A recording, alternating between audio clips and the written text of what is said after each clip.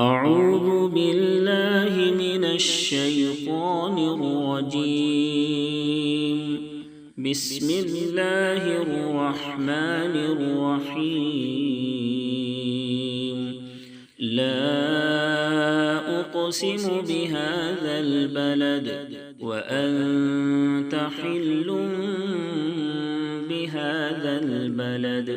ووالد وما ولد لقد خلقنا الإنسان في كبد أيحسب أن لن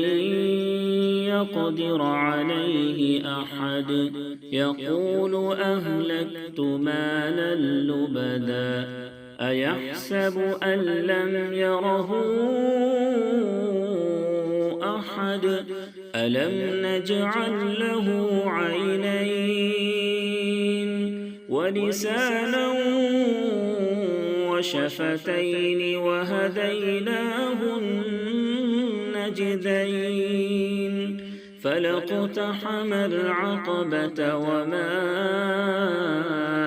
أدراك ما العقبة فك رقبة أو إطعام في يوم ذي مسغبة يتيما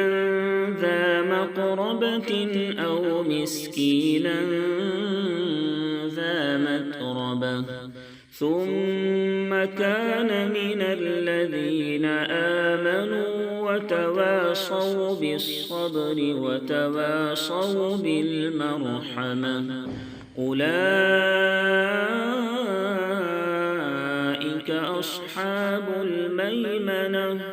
والذين كفروا بآياتنا هم أصحاب المشأمة عليهم نار